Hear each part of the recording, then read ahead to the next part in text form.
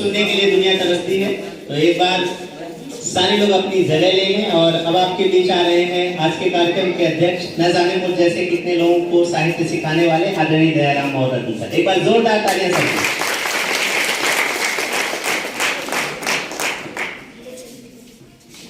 आज का दिन बहुत ही शुभ है। राजकीय हायर सेकेंडरी स्कूल सराय आनादेव के इस आंगन में कई महत्वपूर्ण कार्यक्रम हुए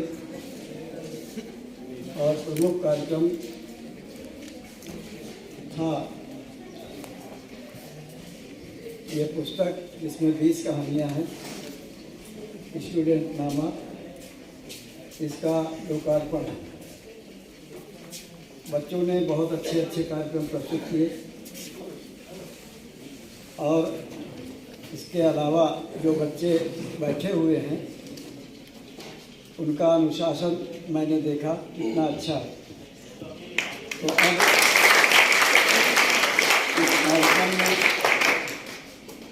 जो प्रमुख लोग उपस्थित हैं उनमें कहानीकार प्रेम कुमार त्रिपाठी जी, एमबीसी प्रतापगढ़ के अध्यक्ष संस्थापक राम संजीवन मौर्य बब्बू जी, अभी परसों ही एक सामूहिक विवाह कार्यक्रम जिसमें करीब 10 जोड़े परिणय सूत्र में बंधेंगे उसके सूत्रधार हैं। इसी संस्था के महामंत्री रमाशंकर मौर्य जी,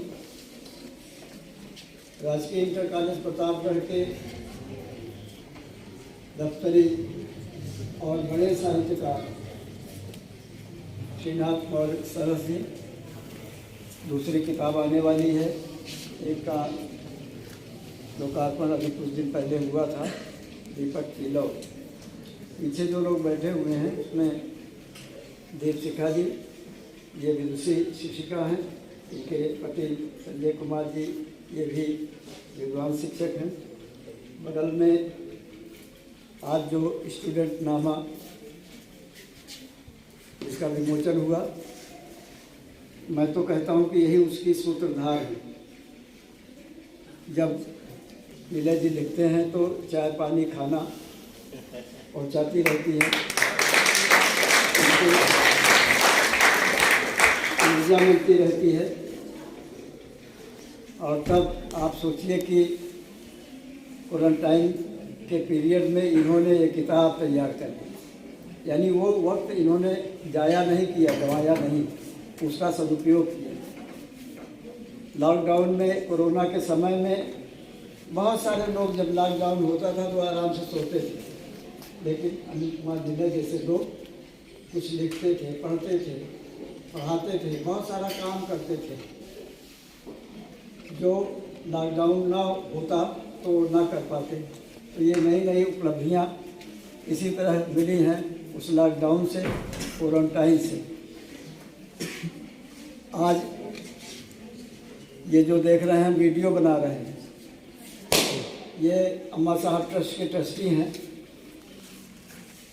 अभी तक ये 1000 रुपये प्रतिमाह के हिसाब से 170 लोगों को पेंशन दे रहे हैं। सोचिए, 1,70,000 प्रतिमाह पेंशन दे रहे हैं।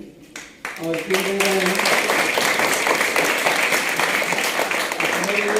अपने लिए कुछ मांगते नहीं हैं कि हमको दीजिए कुछ, बल्कि कहते हैं कि स्वस्थ समाज बनाइए, एक अच्छा खुशहाल समाज बनाइए, उसके लिए पेंशन दे रहे हैं। अम्मा साहब ट्रस्ट के ट्रस्टी हैं आनंद मोहन ओझा जी। ये भी नीलय जी की तरह विजनरी हैं, दृष्टा हैं, कुछ नई चीज़ें करते रहते हैं। अभी अगर आप लोगों ने ध्यान दिया हो तो नीलय जी ने कुछ नवाचार किए, यानी नए काम किए जो पहले नहीं हुए थे, इनोवेशन किए। आप लोग सोचिए कि क्या इनोवेशंस इन्होंने किए हैं। और आप लोग प्यारे बच्चों, आपको भी मैं संबोधित कर रहा हूँ, स्वागत कर रहा हूँ, वंदन कर रहा हूँ और ये ईश्वर से प्रार्थना कर रहा हूँ कि जिस तरह की कला जिस तरह का कमाल आपने यहाँ दिखाया है, अपने जीवन में जब आगे बढ़ें तो भी उसी तरह का कमाल, उसी तरह की कला दिखाएंगे तो दुनिया आपको पूजेगी, दुनिया आपके पीछे पीछे चलेगी और धन दौलत शोहरत आपके साथ होगी। मैं सबसे पहले ये जो स्टूडेंट नामा है अनिल कुमार नीलय जी का, इसके विषय में बताना चाहता हूँ। इसमें 20 कहानियाँ हैं, मैंने पढ़ा, मुझे उन्होंने किताब दी थी, मैंने पढ़ा। और वो कहानियाँ कैसी हैं, सब शिक्षाप्रद हैं। एक कहानी अगर पढ़ेंगे तो उसमें आपको एक शिक्षा मिलेगी, दूसरी कहानी पढ़ेंगे तो दूसरी शिक्षा मिलेगी, तीसरी कहानी पढ़ेंगे तो तीसरी शिक्षा मिलेगी। इस तरह 20 शिक्षाओं पर, अच्छी बातों पर इन्होंने कहानियाँ लिखी। और सबसे बड़ी बात है कि ये आप लोगों को समर्पित किया है, स्टूडेंट्स को, नई पीढ़ी को, विद्यार्थियों को इन्होंने समर्पित किया है। और जैसे सोक्रेटिस का नाम सुना है आप लोगों ने, सुकरात का नाम सुना है। सुकरात अब पता नहीं है कि नहीं, हाई स्कूल के कोर्स में उनका एक लेसन हुआ करता था पहले, इंग्लिश का लेसन हुआ करता था इंग्लिश की किताब में, प्रोज में, अब नहीं होगा। तो वो भी जब विद्यार्थी थे, पढ़ते थे, तो पढ़ाई के अलावा वो अपने विद्यार्थियों के, साथियों के व्यवहार का भी अध्ययन करते थे कि हमारे साथियों का, हमारे जो सहपाठी हैं, इनका व्यवहार क्या है, इनका बर्ताव क्या है, इनकी आदतें क्या है, वो अध्ययन करते थे अपने स्टूडेंट लाइफ में। और बाद में आपको मैं बताऊं कि वो दुनिया के बहुत बड़े दार्शनिक बने, बहुत बड़े फिलोसफर बने। नई नई बातें वो भी सोचते थे, नई नई बातें वो भी करते थे। जो उस समय बातें प्रचलित थी उनके विरोध में विरोध नहीं करते थे, बल्कि अगर वो रूढ़ी है, कुरीति है, तो उसके विरोध में वो सिखाते थे कि ऐसा करना चाहिए, वैसा करना चाहिए। तो अगर आप भी अपने आस पड़ोस में जो लोग हैं, चाहे वो व्यक्ति हों, चाहे वो वस्तुएं हों, उनके व्यवहार का, उनकी आदतों का अध्ययन करेंगे तो बहुत कुछ सीखते जाएंगे। क्या आपने अभी सोचा कि नीलय जी ने कौन कौन से ऐसे काम किए जो पहले नहीं हुए थे? कोई एक बता सकता है आप में से? जैसे ये लोकार्पण तो हमेशा किताबों का होता है, लेकिन इन्होंने एक नया तरीका खोजा। आप देख रहे हैं वो बगल में जिसको डियाज साहब ने अभी उसका पर्दा हटाया, ये नया काम है, यानी किताब के लोकार्पण में ये नया काम है, इन्होंने नया काम जोड़ा। और आपने कल का अखबार पढ़ा होगा, कल का या परसों का दैनिक जागरण पढ़ा है? कितने लोगों ने? अखबार नहीं पढ़ते हैं? इनकी फोटो देखी पुरस्कार लेते हुए? हाँ, सभी ने ये कह रहे हैं कि नहीं पढ़ा है। भाई अगर पढ़ा है, देखा है तो बताना चाहिए कि हमने पढ़ा है, देखा है। कल इनकी अखबार में फोटो देखी है ना? यही तो मैं पूछ रहा हूँ, यही मैं आप लोगों से पूछ रहा हूँ। इनकी अखबार में एक फ़ोटो देखी है, और इसके पहले कितनी बार आप लोगों ने इनकी अखबार में फ़ोटो देखी है?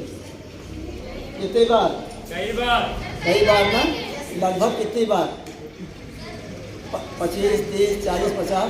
Yes sir. हाँ, तो ये है, सोचिए, ये भी आपकी उम्र से ज़्यादा इनकी उम्र नहीं है, 4-6 साल इनकी उम्र ज़्यादा होगी, इतनी ही उम्र है।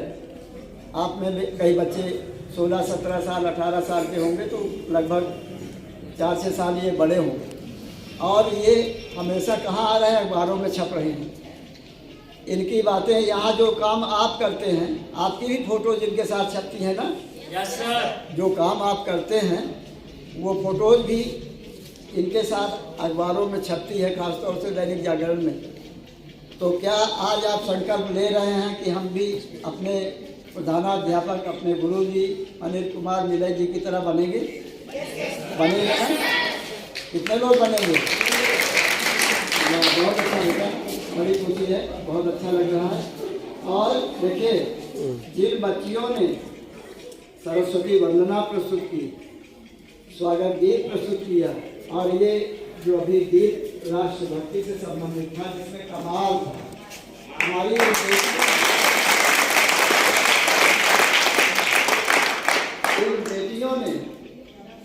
इन बेटियों ने अगर ये कमाल न दिखाया होता तो हम शायद इनके बारे में न जान पाते। बहुत सारे बच्चे बैठे रह गए, उन्होंने कोई कार्यक्रम नहीं किए, उनके बारे में हम नहीं जान रहे हैं। लेकिन जिन बेटियों ने यहाँ आके कमाल दिखाया, और बताइए उसमें कितना खतरा, गिर जाए, टूट जाए, हाथ पैर टूट जाए, कुछ हो जाए, लेकिन साहस है, हिम्मत है, नहीं हम ये काम कर लेंगे। बच्चों के ऊपर जा कर के तिरंगा दिखाना ये बहुत ही साहस का काम है। और फिर वो बच्चियाँ जो अपने कंधे पर उनका बोझ थाम रही थी, यानी 2-3 बच्चे उनके ऊपर चल रहे थे और कुछ बच्चियाँ उनका बोझ थाम रही थी, तो वो कितनी बहादुर है। इन्हीं में से आपको मैं बताऊँ, जैसे हम लोग इतिहास में, किताबों में लक्ष्मीबाई झांसी की रानी जो है उनका नाम सुनते हैं ना, बहुत बहादुर थी। अंग्रेजों ने उनसे बहुत लड़ाई की, लेकिन उनके सामने टिके नहीं अंग्रेज लोग, उनको उन्होंने नीचा दिखाया, भगाया। तो ऐसे ही बच्चे जो इस तरह बचपन से ही कमाल का काम करते हैं, हिम्मत साहस का काम करते हैं, आगे चल कर के वो बहादुरी का काम करते हैं। इसी तरह हमारे ये बच्चे जो ये बैठे हैं लड़के, ये भी बड़े अनुशासन प्रिय हैं। गुरुजी का जैसा आदेश हो रहा है या स्वयं अपनी समझ से, सूझ से बहुत सारा काम ये कर रहे हैं। और राजकीय हायर सेकेंडरी स्कूल श्री सरायाना देव का नाम रोशन कर रहे हैं। प्रतापगढ़ में बहुत सारे राजकीय इंटर कॉलेजेस हैं, बहुत सारे हायर सेकेंडरी स्कूल्स हैं, लेकिन नंबर 1 पर अगर कोई है तो आपका विद्यालय है, आपका विद्यालय। और नंबर 1 पर आपके यहाँ के शिक्षकगण हैं, ये जो यहाँ पर खड़े हुए हैं, जो कितनी मेहनत आपके साथ करते हैं। और ये जो प्रधानाध्यापक जी हैं, अब आप सोचिए कि इतनी कम उम्र है और प्रधानाध्यापक, हेड मास्टर, प्रिंसिपल बने हुए हैं ना। तो ये क्यों बने हुए हैं? क्योंकि ये कर्मवीर है, काम करते हैं, मेहनत करते हैं, यहाँ आपको पढ़ाते हैं। अभी मैं कल सुबह ये वहाँ से पुरस्कार लेकर के आए और आज इतना बड़ा कार्यक्रम ये आयोजित कर रहे हैं।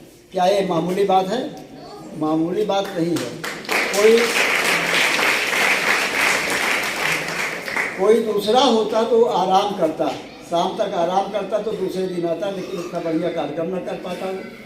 ये आराम नहीं करते हैं, रात में 10, 11, 12 बजे तक काम करते हैं और तमाम विदेशी संस्थाओं से जुड़े हुए हैं।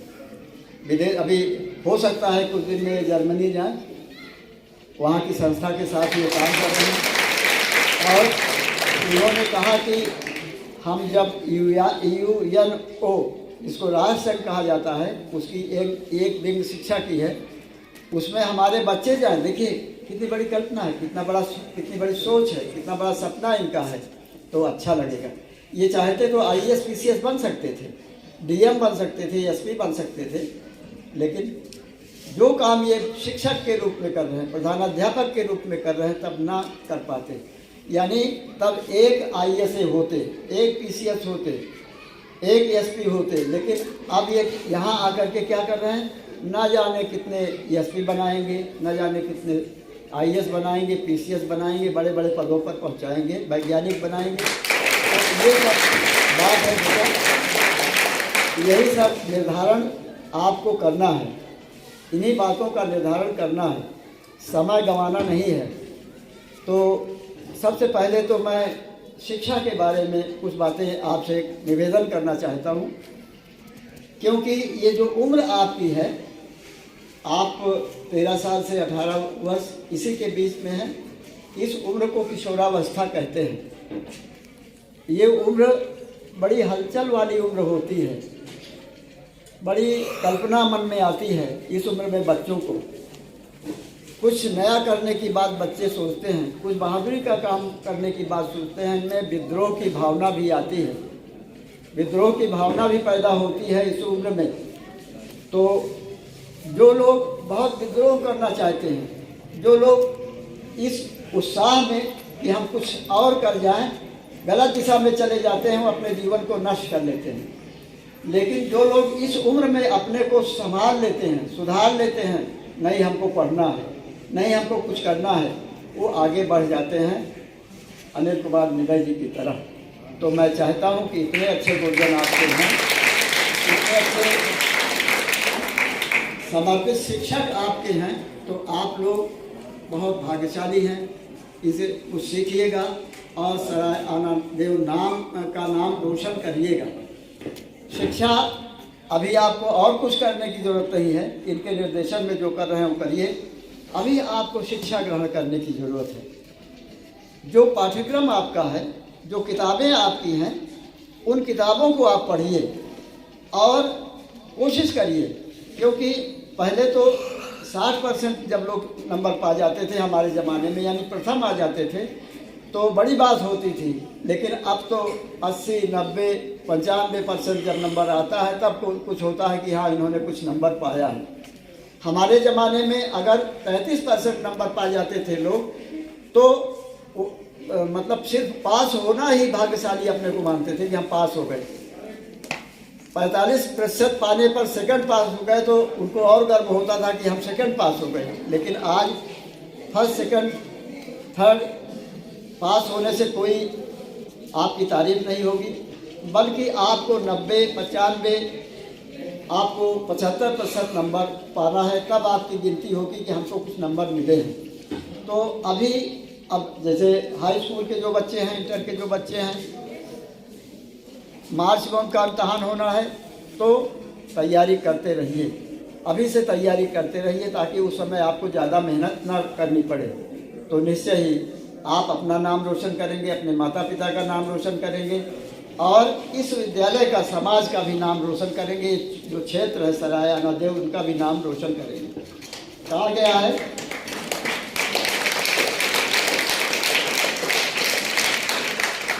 अंग्रेजी संस्कृत में एक श्लोक है, उसको ध्यान से सुनिएगा। धनहीना न हीनस्य सा हीना सुनिश्या विद्या रत्नेन यो हीना सा हीना सर्वस्तुषु। जिसके पास धन नहीं है वो अपने को निर्धन न समझे, जिसके पास और कुछ नहीं है वो अपने को निर्धन या कमज़ोर न समझे। लेकिन जिसके पास विद्या रूपी रत्न नहीं है, विद्या नहीं है, शिक्षा नहीं है, वो अपने को सर्वथा हीन समझे, अपने को सर्वथा हीन समझे। यानी उस हीनता से बचने के लिए आपको क्या करना है? शिक्षा प्राप्त करनी है, अधिक से अधिक शिक्षा प्राप्त करनी है। ये ना सोचिएगा कि हमको हाई स्कूल कर लेना, हमको इंटर कर लेना। जितनी ज़्यादा शिक्षा प्राप्त कर सकें उतनी ज़्यादा शिक्षा प्राप्त करें। और जो हमारी बच्चियां हैं, आज आप देखें जितने भी इम्तहानात हो रहे हैं, IAS, PCS, high school, inter, BA, हर जगह बच्चियां टॉप कर रही हैं। दूसरा तीसरा नंबर बच्चियां ला रही हैं। आप प्रतिवर्ष का अखबार उठा करके देखें, कोई भी इम्तहान हो उसका देखें रिजल्ट क्या है, तो बच्चियों का नाम पहले आता है। मान लीजिए कहीं प्रथम नहीं आई तो दूसरे नंबर पर तो रहती ही हैं, लेकिन ज़्यादा प्रथम नंबर पर रहने वाली बच्चियां हैं। और कई तो टॉप करती हैं, यूपी टॉप करती हैं, देश में टॉप करती हैं। IAS, PCS के इम्तहान में भी लड़कियां, हमारी बेटियां बहुत टॉप कर रही हैं, बड़ा अच्छा नंबर ला रही हैं और देश का नाम रोशन कर रही हैं। तो पहले जो माना जाता था कि बच्चियां जो है वो तो हाई स्कूल, इंटर करा दीजिए, वो चिट्ठी पत्री लिख लें, बाकी उनको क्या करना है, घर गृहस्थी चूल्हा चक्की करना है। तो ये कल्पना जो थी पहले की, इसको दिमाग से निकाल दीजिए और ये मानिए कि हमको चूल्हा चक्की नहीं करना है, हमको कुछ ना कुछ बनना है, ताकि हम चूल्हा चक्की कराने वालों को पैदा कर सकें, भाई उनके ऊपर हुकूमत कर सकें, ऐसा कुछ बनना है। यहाँ पर देखिए ये हमारी 3 बच्चियाँ बैठी हैं, डॉक्टर, ये मेरी पत्नी है और ये पिता जी, ये तमाम बच्चों को पढ़ा रही हैं। इन्होंने ये इम्तहान दे रही हैं प्रियंका जी, और ये डॉक्टर है ही हैं, तो सोचिए इनका नाम यहाँ हो रहा है कि नहीं हो रहा है। और आगे चल करके जब ये कुछ करेंगी, किसी पद पर जाएंगी, तो निश्चित ही इनका और नाम होगा। और फिर इनको हो सकता है कि चूल्हा चक्की करने वाला एक किसी को रख लें, भैया आओ खाना बनाओ हमारा, ये करो वो करो, हमारे पास समय नहीं, हमें ड्यूटी करना है, तो क्या होगा, उससे बच जाएंगी और नाम होगा समाज में। अगर ये लोग इस तरह साहित्य लिखेंगे तो और भी नाम होगा। जैसे नीरज जी ने पिछले साल लॉकडाउन पॉजिटिव दिया, इस बार स्टूडेंट नामा दे रहे हैं, तो आप में बहुत सारे ऐसे बच्चे होंगे जिनमें क्रिएटिव पावर होगा, सृजनशीलता होगी, लिखने की क्षमता होगी, कहानी लिख सकते होंगे, कविता लिख सकते होंगे। तो प्यारे बच्चों, ये बहुत बड़ी बात है, शर्माइएगा नहीं, लिखिएगा, अपने माता पिता को दिखाइएगा। और यहाँ के बच्चे जो हैं बड़े अनुशासित हैं, बहुत कुछ कर सकते हैं। इनका चेहरा देख करके इनकी जो आभा है, आभा मंडल है, वो दिखा रहा है। तो मैंने बताया कि शिक्षा जो है वो सबसे बड़ा धन है, उसके बाद अन्य धन जो हैं वो दूसरे नंबर पर आते हैं। तो सबसे पहले आप शिक्षा प्राप्त करने का काम कीजिएगा। और प्यारे बच्चों, जहां आप बैठे हैं, जिस प्रांगण में आप बैठे हैं, ये विद्यालय है, एक विद्यालय है, ये बिल्डिंग है। किसी विद्वान ने कहा है, the school is not only a building of BRICS and stones, it is making house of students coming generations. विद्यालय जो होता है वो ईंट पत्थर की इमारत मात्र नहीं होता है, बल्कि यहाँ पर बच्चों का निर्माण होता है, बच्चों की निर्माणशाला है ये। तो ये जो बिल्डिंग है ये आपका निर्माण कर रही है। कैसे निर्माण कर रही है, आपको मैं ये भी बता दूं कि अभी मैंने पूछा आपसे कि क्या क्या नवाचार हुआ है। बहुत सारे विद्यालय आपने देखे होंगे, ये जो दीवारें हैं आप देख रहे हैं, जितनी भी दीवारें हैं देख रहे हैं ना, ये सब दीवारें आपको पढ़ा रही हैं, ये बोल रही हैं। यहाँ तमाम चित्र बने हुए हैं, ये चित्र सरस्वती माता का है, ये क्या है, यहाँ राष्ट्रध्वज है, ये आपको सिखा रहा है। विद्यालय में अगर अध्यापक ना भी कुछ पढ़ाए सिखाए, तो ये जो बिल्डिंग है अगर वो अच्छे ढंग से सजी है, सुधरी है, उस पर कुछ लिखा हुआ है, तो वो सिखाती है, समझाती है। तो इसका ध्यान रखिएगा कि इस विद्यालय का सम्मान, इसका जो इसकी सुरक्षा है उसको हमेशा करिएगा। यहाँ पर जो सामान है, पंखे लगे हुए हैं, बल्ब लगा हुआ है, उसको कभी तोड़िएगा नहीं, नुकसान करने की कोशिश नहीं करिएगा, नहीं तो ये विद्यालय जो है आपको अब शाप देगा। तमाम बच्चे हमने देखा शरारत में विद्यालय की संपत्ति को नुकसान पहुंचाते हैं, वो तोड़ते हैं, मेज़ कुर्सी को तोड़ते हैं, तमाम नुकसान पहुंचाते हैं। तो ये सब आप काम न करिएगा, बल्कि बचाने की कोशिश करिएगा। अगर कोई इस तरह कर रहा होगा तो आप उसको रोकिएगा कि वो ऐसा न करे।